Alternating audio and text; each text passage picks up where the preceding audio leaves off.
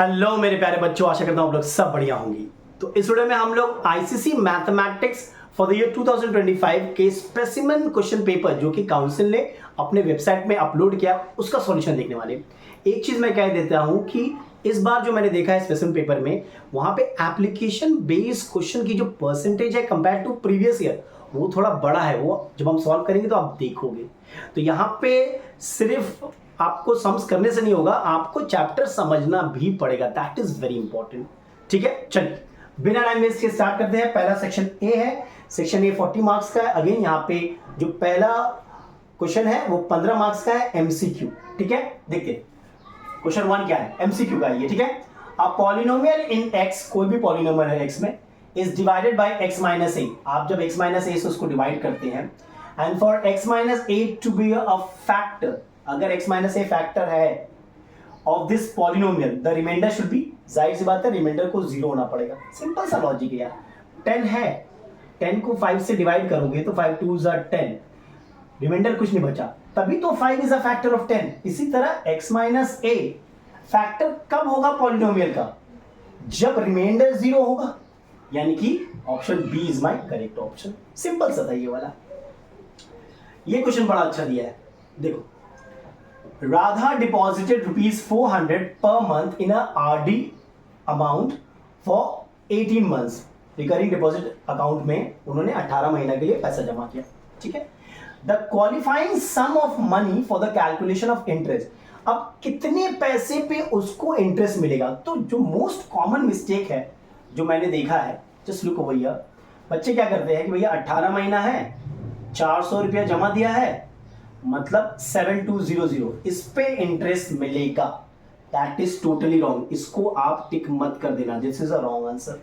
Why? Because interest आपको इस पे नहीं मिलता है बॉस। फॉर्मूला क्या है इंटरेस्ट का? P into n plus 1/2 into R by 100 into 1/2। तो ये जो है, this is the qualifying amount to calculate the interest. PRT by 100, this is principal equivalent to 1 month, उसी पे इंटरेस्ट मिलता है आपको बॉस। यानी कि इंटरेस्ट किसमें मिलेगा? 400 इंटू n मतलब 18 इंटू n प्लस 1 मतलब 19/2, दैट इज 200।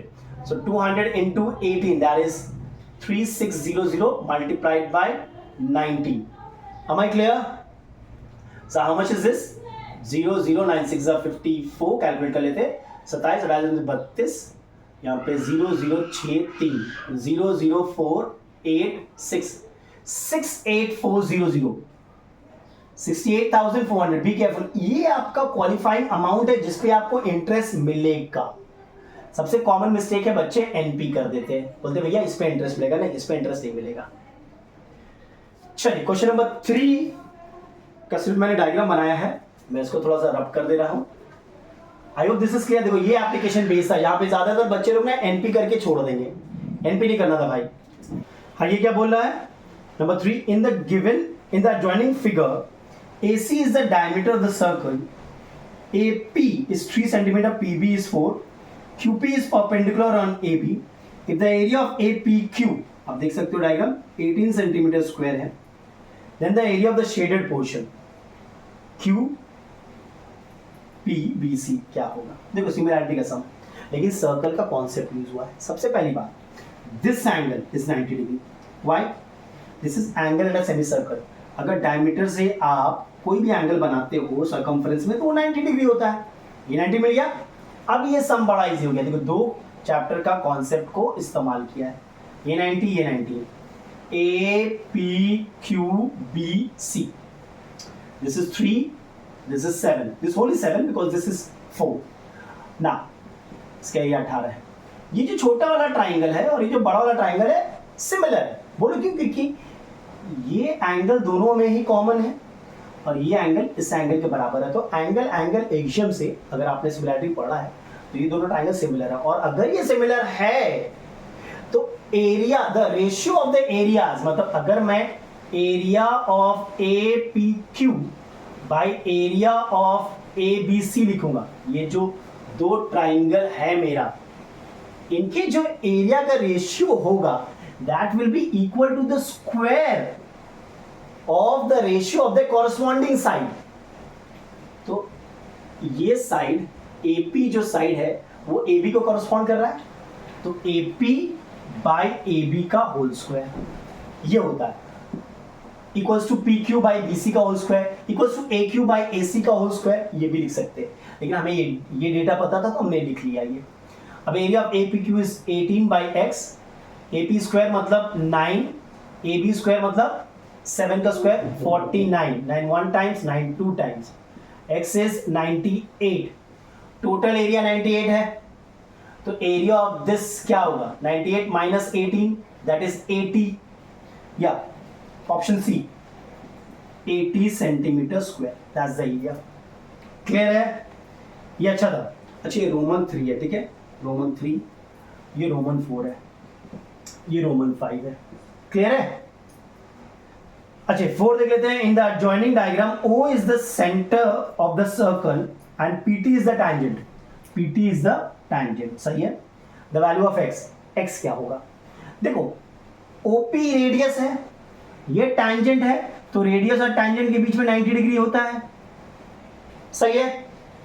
अब ट्राइंगल का property 90 plus x will be 110, exterior angle equals to sum of opposite interior angle, मतलब 90 प्लस x इक्वल्स टू 110 यानी x इज 20, तो आंसर क्या होगा 20 डिग्री, या ऑप्शन ए इज करेक्ट। अच्छा ये देखिए number 5, in the adjoining diagram the length of PR, ये 9 दिया हुआ है, इज, अरे तो बड़ा इजी है, 60 डिग्री दिया हुआ है, ये हाइपोटेन्यूज है, ये परपेंडिकुलर है, तो sine 60 is perpendicular by hypotenuse, some people have, है कि नहीं। साइन 60 कितना होता है √3/2, so √3/2 equals to 9 by PR, तो PR equals to 9 into 2 by √3, तो ये हो गया 18 by √3, √3 से रैशनलाइजिंग करो तो ये आएगा 18 √3/3 यानी कि 6 √3, यस और नो, ये that's the answer number B, 6 √3 is your correct answer. Am I clear? तो ये था नंबर 5। तो अभी तक आपने देखा एक वो बैंकिंग वाला सवाल बड़ा ही अच्छा था, ये वाला सवाल भी अच्छा था, यहाँ पे हम लोग को सर्कल और सिमिलैरिटी दोनों का कॉन्सेप्ट था, बाकी सब तो स्ट्रेट फॉरवर्ड सवाल थे। Am I clear? चल नंबर 6 क्या दिया है? A solid sphere is cut into two identical hemisphere. Is cut into two identical hemisphere. ठीक है, ये 2D डायग्राम है, 3D में इमेजिन करो आप इसको। Statement 1, the total volume of two hemisphere is equal to the volume of original sphere। जाहिर सी बात है V1 V2 इन दोनों को ऐड करोगे तो ये मिल जाएगा, no doubt in that. Statement 1 correct है। The total surface area of the two hemisphere together is equal to the surface area of the original sphere. गलत बात भाई, बिकॉज जब आप काटोगे तो यहाँ पे दो नए सरफेसेस एक्सपोज हो जाएंगे, उनका एरिया तो बढ़ गया, इसका एरिया ज्यादा है, इसका एरिया कम है। स्टेटमेंट 2 गलत है। Statement 1 is true and statement 2 is false. Option C is my correct option. अच्छा number 7, given that the sum of the squares of the 7 natural number is 140, sum of squares is 140, their mean, अरे mean क्या है भाई, 140/7 total by number of observation that is 20, हो गया number A, option A is correct. Number 8 देख लेते हैं, ठीक है, ये भी अच्छा सवाल था, ठीक है, ज्यादातर बच्चे ना बोल देंगे भैया इक्वल है, नहीं भैया, दो सरफेस एक्सपोज हुआ है नया। A bag contain 3 red 2 blue, ठीक है, a marble is drawn at random, तो ब्लैक मार्बल निकालने की क्या प्रोबेबिलिटी है? The probability of drawing a black marble, अरे भैया 0 होगा, ब्लैक तो उसमें था ही नहीं, तब कैसे हो जाएगा? चलो number 9, there is a matrix 3 minus 2 A, and there's another matrix -1 4 2 0. Product A B of the two matrices A and B is possible. A B क्या पॉसिबल है देख लेते हैं।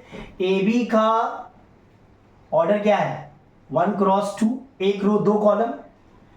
बी का ऑर्डर क्या है 2 क्रॉस 2, तो पहले वाले का कॉलम दूसरे वाले का रो इक्वल है, मतलब ये पॉसिबल है।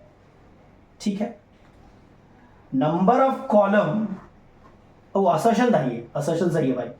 रीजन क्या है, number of column of matrix A is equal to the number of row of matrix B. Reason भी सही है। Both A and R are true, option C देखो, and R is the correct reason for A, सही बात है। ठीक है, number 10 देख लेते हैं। नंबर 10 में क्या बोला है, a mixture of paint is prepared by mixing 2 parts of red pigment with 5 parts of the base. ठीक है, ये पहला पार्ट दिया हुआ देखो, 2 पार्ट्स ऑफ रेड पिगमेंट 2 है, पार्ट्स ऑफ बेस 5 है। Using the given information in the following table find the values of A B and C to get the required mixture of paint. इसको थोड़ा रब कर दे रहे, देखिए टेबल बना लेते हैं। 2 5 4 ए बी 12.5 6 सी। देखो ये जो मिक्स कर रहे हैं हम लोग, ये प्रोपोर्शन में मिक्स करेंगे। मतलब अगर ये 2 है, अगर ये 4 करेंगे तो इसको भी हम लोग 2 से मल्टीप्लाई करेंगे, इजंट इट। मतलब you can say 2/5 will be equal to 4/8, ये है ना भाई, प्रोपोर्शनल होगा तो, यानी कि 2 1 2 2 यानी ए क्या होगा 10 होगा। इसी प्रकार इसको इक्वेट करो, 2/5 इक्वल्स टू b/12.5, तो b 5 होगा, सही है। इसी तरह आप पहला और थर्ड को कीजिए, फोर्थ को सॉरी, 2/5 इक्वल्स टू 6/c, मतलब 2 1 2 3 c equals to 15।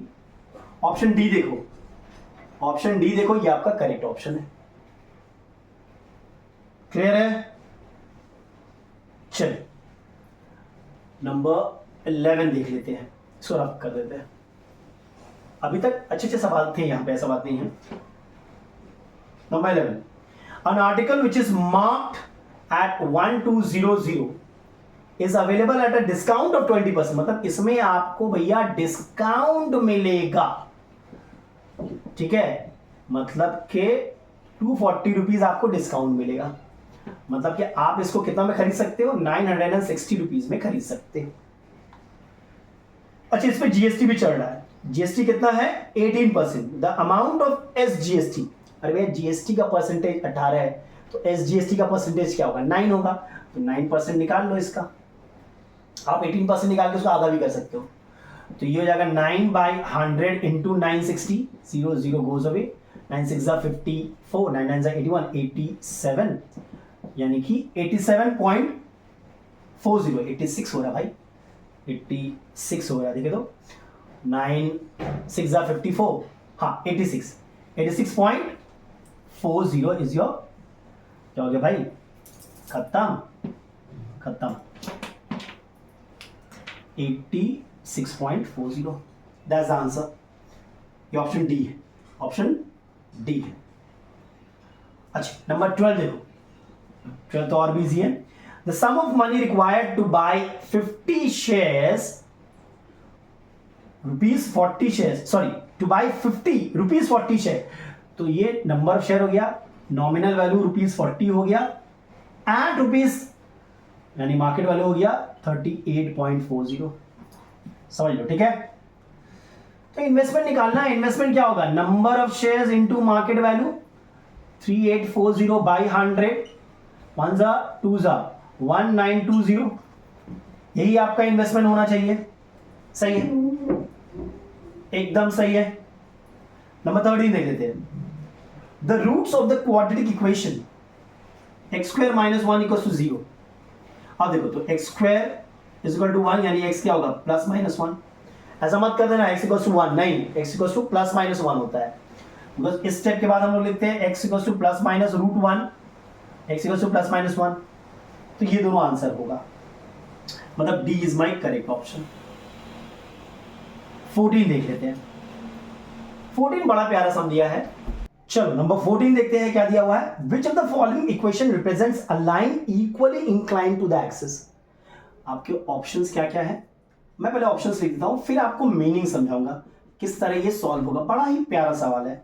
x minus Y equals to 7, x equals to 7 and d is y equals to minus 7। अच्छा, equally inclined to the axis का मीनिंग होता है इक्वली inclined to the axis का meaning होता है a line which makes equal angle with both the axes. Lines which makes equal angle with both the axes. और याद रखना स्लोप या तो 1 होगा उस लाइन का या तो -1 होगा। इसको ऐसे समझिए आप, सिंपल सा एक केस ले रहे हैं। ये एक्स एक्सिस या वाई एक्सिस, मान लेते हैं एक लाइन है जो ओरिजिन से पास कर रहा है and it makes an angle of 45 degree with the positive side of x axis. तो ये 45 है, ये भी 45 है, मतलब this line is equally inclined to both axis. इसका स्लोप क्या होगा? 1 होगा। कोई बच्चा ऐसे भी तो बना सकता है कि सर ये भी तो सही है, this angle and this angle is same. बिल्कुल सही है। अब लेकिन इसका स्लोप क्या होगा? क्योंकि ये वाला एंगल 135 है तो स्लोप होगा tan 135 यानी कि -1। यानी कि इक्वली इंक्लाइंड अगर हुआ कोई भी लाइन तो उसका स्लोप या तो 1 होगा या तो -1 होगा। ये तो एक स्पेशल केस करा दिया मैंने जो ओरिजिन से पास हो रहा है। मान लेते ऐसे भी तो हो सकता है, ऐसा भी तो हो सकता है कि एक पॉइंट है सपोज -2,2 अब एक लाइन है, मैं बोल रहा इससे पास हो रहा है इन इक्वली इंक्लाइन, मतलब ये सेम होगा और इसका स्लोप क्या होगा? 45 डिग्री मतलब स्लोप 1 होगा। इस लाइन का स्लोप 1 होगा। कोई बंदा इसको ऐसे भी बना सकता है, तब एंगल क्या हो जाएगा? ये 135 होगा, इसका स्लोप क्या होगा? -1 होगा। मतलब इक्वली इंक्लाइन बोले तो मैं बोलना चाहता हूँ स्लोप या तो 1 होगा या तो -1 होगा। Am I clear? Both the lines are equally inclined। तो जब ये लाइन की बात करते हैं 45 डिग्री 45 डिग्री, जब ये लाइन की बात करते हैं 45 degree 45 degree, equally inclined. Clear है? चलो अब इस सवाल को करते हैं। स्लोप क्या होना चाहिए? 1 या -1। पहले इसको तो काट दो भैया, because x equals to 7 is a line. x equals to 7 कौन सा लाइन होगा? 1 2 3 4 5 6 7। It's a line parallel to y axis. y equals to -7, 1 2 3 4 5 6 7, -7। This is a line parallel to x axis. ये भी नहीं होगा। ये वाला देखो, x minus Y equals to 7, y equals to x minus 7, मतलब स्लोप क्या है? 1 है। x के साथ जो होता है वो स्लोप होता है, मतलब ये तो है इक्वली इंक्लाइंड। बिकॉज अगर ये वाला चेक करोगे आप तो 2x plus 7/3 equals to y आ रहा है। y को सब्जेक्ट बनाओ ना, तो स्लोप क्या होगा? 2/3, मतलब ये इक्वली इंक्लाइंड नहीं है। इक्वली इंक्लाइंड मतलब स्लोप तो या 1 होगा या -1 होगा।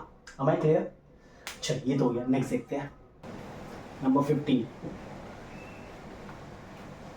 Given that x plus 2 less than equal to x/3 plus 3 and x is a prime number, the solution set prime number बोल रहा है ना। चलो करते हैं, सॉल्व करते हैं। तो x minus x/3 less than equal to 3 minus 2, 3x minus x less than equal to 1, 2x less than equal to 3, x less than equal to 3/2। भैया मतलब कि यहाँ पे तो x less than equal to 1.5, मतलब ये तो प्राइम नंबर में आएगा ही नहीं। less than equal to 1.5 मतलब 1.5 से छोटा, 1.5 के बराबर भी हो सकता है, लेकिन 1.5 से छोटा तो कोई प्राइम नंबर है ही नहीं। तो ये क्या होगा? एक नल सेट होगा। नल सेट को हम लोग नंबर a से रिप्रेजेंट करते हैं। बहुत बच्चे नंबर बी कर देंगे, मत करना। ये नल सेट ये नहीं है, सिंगलटन सेट है, इसमें 0 है, एक एलिमेंट है, 0 प्राइम नंबर नहीं है, तो ये नहीं होगा। Am I clear? चलो ये तो हो गया MCQ, ठीक है। अब थोड़ा लॉन्ग क्वेश्चंस देख लेते हैं क्वेश्चन नंबर 2 से। चलिए क्वेश्चन नंबर 2 का पार्ट 1 देखते हैं। While factorizing a given polynomial using remainder and factor theorem, a student finds that 2x plus 1 is a factor of 2x cube plus 7x square plus 2x minus 3. Is the student's solution correct stating that 2x plus 1 is a factor of the given polynomial? क्या वो सही बोल रहा है? सुनो ना, reminder निकाल लेते हैं। रिमाइंडर अगर 0 होगा तो सही बोलता होगा, नहीं होगा तो गलत बोलता होगा। रिमाइंडर कैसे निकालते हैं? 2x + 1 को 0 से इक्वेट किया, मतलब x = -½ अब f ऑफ -½ निकाल लो, वही रिमाइंडर होगा, यानी कि x की जगह पे -½ बैठा देंगे। चेक कर लो, यही कर रहे हैं हम लोग, ठीक है। 2 -1/8 + 7 1/4 प्लस माइनस माइनस हो जाएगा 1 - 3, तो ये हो गया -1/4 + 7/4 -4, 4 इज एलसीएम -1 + 7 -16। भैया ये 0 के बराबर नहीं हो रहा है, मतलब बंदे ने गलत बोला है। Give a valid reason for your answer. Since the remainder is not equal to 0, simple लिखना, since remainder not equal to 0, hence the student solution is wrong, is wrong, ठीक है। अच्छा, उसके बाद क्या बोला है? ये तो गलत हो गया भाई, ये फैक्टर नहीं था, ये तो पता चल गया हमें। Factorise the given polynomial. अच्छा, इसको फैक्टराइज करना ना, कोई भी फैक्टर्स नहीं आपके पास है, ट्रायल एंड एरर मेथड से एक फैक्टर निकाल लो।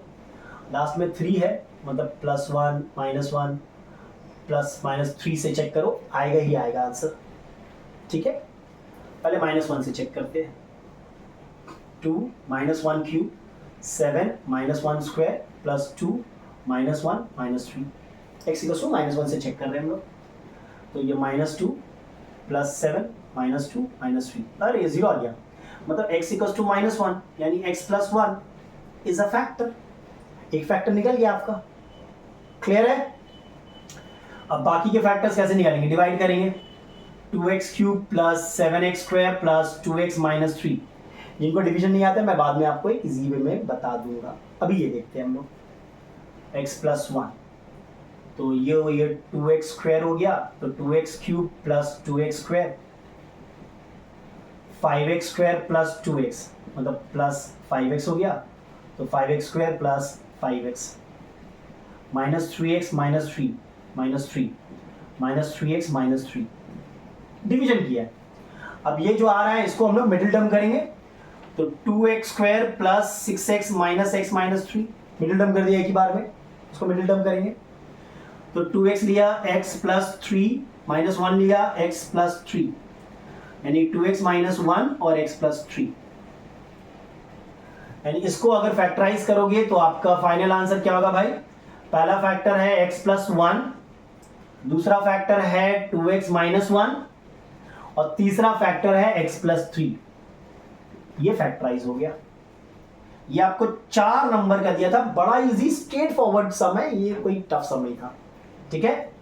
क्लियर है? चलिए, ये तो हो गया 2 का पार्ट 1। 2 का पार्ट 2 देखते हैं। 2 का पार्ट 2 ये बड़ा प्यारा सम लगा है। Align segment P joining P, that is 2 - 3 and Q 0 - 1 is cut by x axis at the point A, मतलब ये लाइन x axis को at the point R पे काटता है। ये लाइन जो है PQ लाइन, वो x axis को R पे काट रहा है, ठीक है। A line AB cuts the y axis at T, एक लाइन है AB, वो y एक्सिस को T पे कट कर रहा है, and it is perpendicular to PQ, और ये लाइन जो है PQ के परपेंडिकुलर है, perpendicular to PQ at S, ठीक है। चलिए, find the equation of the, एक एक करके करते हैं। Find the equation of the line PQ का इक्वेशन निकाल लो, ठीक है भाई। तो 2 पॉइंट फॉर्म, 2 पॉइंट दिया हुआ है ना, x1 y1 x2 y2, 2 point form क्या था? y - y1 y2 - y1 x2 - x1, याद करो, bracket x - x1, y - y1 y2 - y1 x2 - x1 x - x1. This was the when 2 points are given, you can use this formula. तो y + 3 = ये -1 x - 2, y + 3 = -x plus 2, तो y plus x plus 1 equals to 0. This is the equation of the line PQ. Equation of AB. Now AB is perpendicular to PQ. तो AB का slope निकल जाएगा हम लोग का. इसका स्लोप क्या है देखो पहले. इसका स्लोप है y equals to minus x minus 1, मतलब स्लोप है माइनस 1. x के साथ जो होता है वो स्लोप होता है y equals to mx plus c form में. तो AB का स्लोप क्या होगा, क्योंकि PQ और AB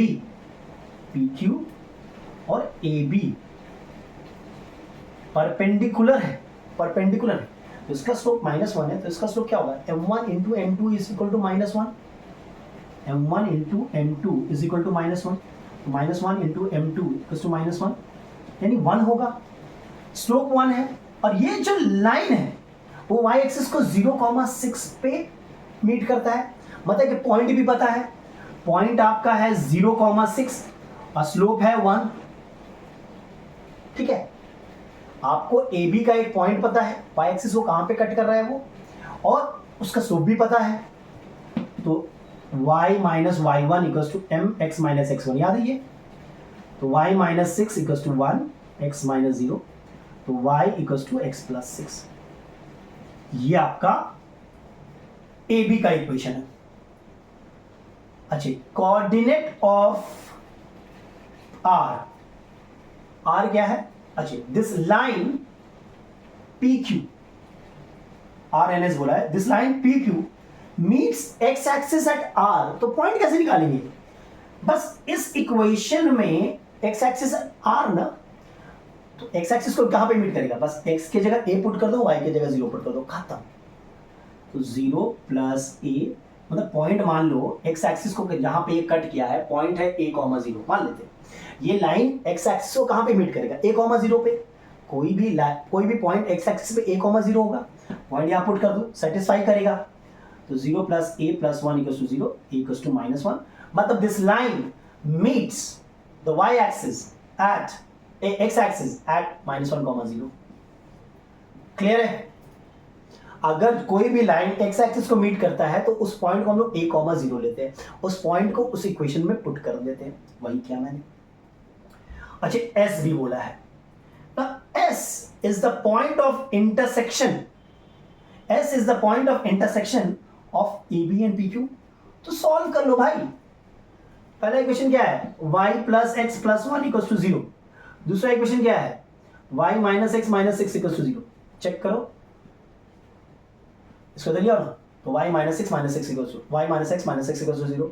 अब दोनों को सॉल्व कर लो भाई. ये कटा तो 2y माइनस 5 इक्वल्स टू 0, यानी कि y इक्वल्स टू 5/2, और y का वैल्यू बैठा दो ना यहाँ पे, तो 5/2 plus x plus 1 equals to 0, यानी कि x क्या होगा, -5/2 -1, यानी कि x होगा -7/2. मतलब पॉइंट क्या होगा, -7/2 एंड 5/2. दो लाइन कहां पे इंटरसेक्ट करे वो हम लोग कैसे निकालते हैं, you just solve that simultaneous equation. वही तो होता है हमारा कॉमन पॉइंट. तो y equals to x plus 6 and y plus x plus 1 equals to 0, दोनों को सॉल्व कर दो, आपका आंसर मिल जाएगा. क्लियर है. चलो नेक्स्ट एक डायग्राम है, पहले डायग्राम बना लेते हैं. चलिए इसका पार्ट 3 करते हैं. क्या है, in the given figure AC is the diameter of the circle with center O. CD is parallel to BE. Angle AOB is 80 degree. Angle ACE is 20 degree. Calculate BEC. BEC मतलब ये वाला angle, ठीक है, x mark कर ले रहा है.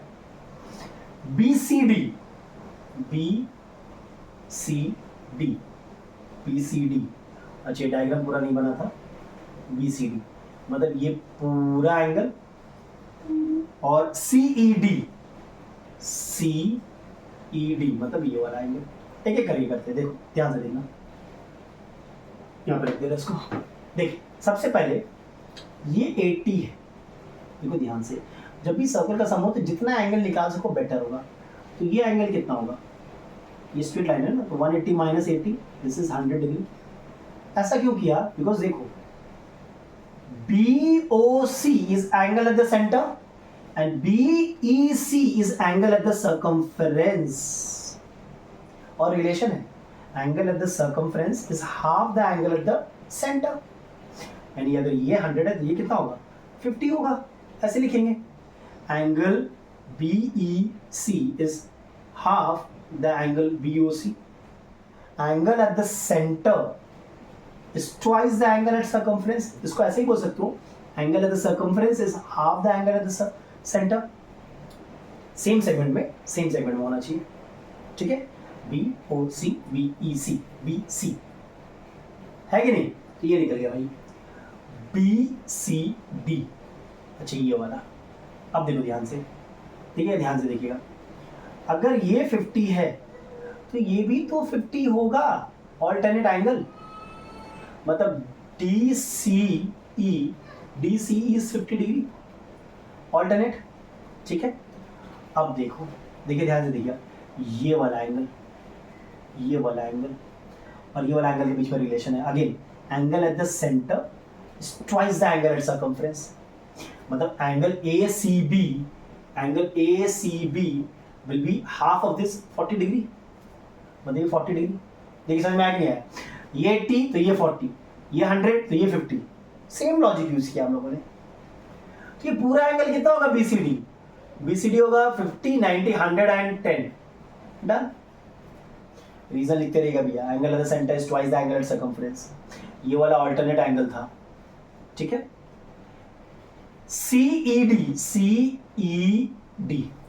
देखो, ये जो है ये एक साइक्लिक क्वाड्रिलैटरल है, साइक्लिक क्वाड्रिलैटरल। इस साइक्लिक क्वाड्रिलैटरल के जो ऑपोजिट एंगल होंगे ये ऐड करके 180 देते हैं, मतलब y plus 50 plus this entire angle 110 will be 180। समझ में आया, मतलब y 20 डिग्री है, मतलब ये कितना है 20 डिग्री, CD कितना है 20 degree. Opposite angle of a cyclic quadrilateral are supplementary to each other. ये जो है ये वाली एंगल मिला के 180 देती है, ठीक है। चलो आई होप ये वाला क्लियर हो गया होगा। This was question 2। कि आई थिंक ये बड़ा इजी था, अब जो बच्चा सर्कल करेगा वो आराम से ये कर लेगा। क्वेश्चन नंबर 3 देखते हैं, part 1। In a GP, the first term is 24 and the fifth term is 8. Find the ninth term. Direct formula. Fifth term का फॉर्मूला क्या होता है, T5 होता है या A5 जो भी है is AR⁴ और A9 या T9 क्या होगा, T9 होगा AR⁴। याद करो फॉर्मूला क्या है, जनरल टर्म का फॉर्मूला है AR⁻n−1, ये फॉर्मूला है ना। तो T5 क्या होगा, AR⁵ 4। चलो तो T5 8 है, 8 = A दिया हुआ है आपका 24 × R⁴, ठीक है। तो R⁴ क्या होगा 1/3, इसको ऐसे रखो। अच्छा T9 निकालने बोला, A का वैल्यू पता है हमें, A का वैल्यू पता है 24 और R⁴ को हम लोग R⁴ होल स्क्वायर लिख सकते हैं, बात तो सेम है। तो 24 × 1/3 का होल स्क्वायर लिख सकते हैं, 24 × 1/9 लिख सकते हैं। चेक करो कितना प्यारा सम था ये वाला, तो ये हो गया 24/9। So that's my answer. The ninth term of the GP is 24/9। Clear है, बड़ा ही प्यारा सम था ये वाला, लेकिन इजी था, उतना टफ था नहीं। चलो इसका पार्ट 2 देखते हैं। ये बड़ा ही प्यारा सवाल है, ये सवाल में दम है। देखो ध्यान से देखिएगा और समझने की कोशिश करिएगा।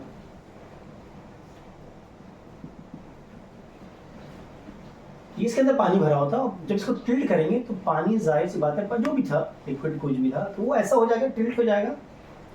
ये 6 सेंटीमीटर, ये 1 सेंटीमीटर, ये 7 सेंटीमीटर। क्या बोल रहा है, in the adjoining diagram a tilted right circular cylinder vessel with base 7 with base diameter 7 centimeter contains a liquid. When placed vertically, the height of the liquid in the vessel is the mean of two heights shown in the diagram. Important point है. Find the area of the wet surface when the cylinder is placed vertically on the horizontal surface. अगर इसको horizontal कर दे हम लोग, अगर इसको horizontal कर दे तो लिक्विड को जैसा होगा, तो ये कितने सरफेस को वेट किया है वो हमें निकालना है. Am I clear? और ये जो हाइट है ये मीन ऑफ दीज टू है, बोल दिया है. तो देखो when placed vertically the height of the liquid in the vessel is the mean of two heights. तो इन दोनों का मीन क्या होगा? 6 + 1 7, 7 by 2 3.5. मतलब ये 3.5 होगा, ये भी 3.5 होगा, ये इसका डायमीटर 7 दिया हुआ है. सही है. तो डायग्राम देखो, एरिया ऑफ वेट सरफेस क्या होगा? एरिया ऑफ वेट सरफेस होगा इस सिलेंडर का curve surface area, that is 2 pi RH plus area of the base which is pi r². यही होगा ना भाई. एरिया ऑफ वेट सरफेस क्या होगा? टोटल सरफेस एरिया नहीं निकालेंगे. Area of curve surface of this smaller cylinder which is shown by the shaded region. Area of curve surface plus the base. अब value बैठा दो. 2 × 22/7. रेडियस क्या है? Diameter 7 है तो 7/2. हाइट क्या है? 3.5 प्लस pi r². r क्या है भाई? r है 3.5 यानी 7/2 का होल स्क्वायर. क्लियर है कि नहीं? ये आप लोग खुद से कैलकुलेट कर लेना. बोल दिया use pi as 22/7. Am I correct? ठीक है. चल ये कैलकुलेट कर लेना यार, ये मैं नहीं करने वाला हूँ. ठीक है. 22 × 3.5 और ये आ जाएगा प्लस 22/7 × 49/4. 7 1 7 7 ये 2 2 2 11 77/2. Already will get the answer. Next graph है, उसको थोड़ा देख लेते हैं. क्वेश्चन 3 का पार्ट 3 देखते हैं हम लोग. Study the graph and answer each of the following. Right the coordinate of the point ABCD. तो A देखो, A है आपका 3,3, B है आपका -2,1, C है आपका 3,-1 और D है आपका 0,1. ये तो बड़ा इजी था. Given that point C is the image of the point A, name and write the equation of the line of reflection. देखो A को रिफ्लेक्ट करके C मिला है, तो किसी एक लाइन से रिफ्लेक्ट किया होगा, उस लाइन का इक्वेशन चाहिए. एक्स एक्सिस तो होगा नहीं, बिकॉज इतनी दूरी और इतनी भी दूरी होनी चाहिए. अगर एक्स एक्सिस था तो ये 3,3 था, 3,-3 होना चाहिए था. वो तो है नहीं, तो एक्स एक्सिस तो नहीं है. देखो इन दोनों के बीच में दूरी कितना है? 4 है. ये वाला लाइन देख रहे हो जिसको हम y = 1 बोल रहे हैं, बिकॉज ये 0,1 से पास हो रहा है. ये 2 यूनिट, ये भी 2 यूनिट. मतलब यही होगा आपका equation of the line through which this point is reflected. समझ रहे हो? तो equation of the line of reflection is y = 1. Any line which is parallel to x-axis and passing through 0,1 is y = 1. Write the coordinate of the image of the point D under reflection in y-axis. अरे D तो y-axis पर reflect कर रहा है, D तो y-axis पर light है, तो रिफ्लेक्शन में तो वहीं पर रहेगा. D अगर इसको रिफ्लेक्ट करोगे y-axis में तो ये तो 0,1 ही रहेगा भाई. ये चेंज थोड़ी होगा, है कि नहीं? ठीक. कोऑर्डिनेट ऑफ द इमेज भी आपका 0,1 ही होगा, सेम पॉइंट होगा. What is the name given to a point whose image is the point itself? Invariant. Invariant. ठीक है. On joining the point ABCD, ABCD and A, you get this figure. What is this figure known as? See, arrowhead. arrowhead मत लिखना, better होगा. हालांकि बच्चे लोग लिखेंगे arrowhead. इसको आप कॉनकेव क्वाड्रिलैटरल बोल सकते हो. कॉनकेव क्वाड्रिलैटरल, ये बेटर आंसर होगा. Am I clear? अगर आपको 6 साइड का फिगर है और उसका नाम मतलब हेक्सागन होगा, ये 6 साइड फिगर. 7 है तो septagon, like this. It's a quadrilateral and you can see it's concave quadrilateral. है कि नहीं? तो ये वाला जो है कॉन्केव क्वाड्रिलेटरल है, तो ये क्वाड्रिलेटरल है, कॉन्केव क्वाड्रिलेटरल, तो इसे हमें कॉन्केव क्वाड्रिलेटरल बोलना पड़ेगा, एरो हेड आप मत बोलना, ठीक है? हो सकता है मार्क्स आपको एरो हेड में भी मिल जाए। चलो, ये तो सेक्शन ए मैंने कंप्लीट कर दिया इस वीडियो में। नेक्स्ट वीडियो में हम लोग सेक्शन बी करेंगे, ठीक है? इस वीडियो में यहीं तक रखते हैं, नहीं तो बहुत लंबा वीडियो हो जाएगा, बच्चे बोर हो जाते हैं। चलो, इस वीडियो में यहीं तक रखते हैं, नेक्स्ट वीडियो में कुछ और देखेंगे। तब तक के लिए टेक केयर, स्टे ब्लेस्ड। और अगर वीडियो पसंद आया तो लाइक, शेयर और सब्सक्राइब जरूर करें।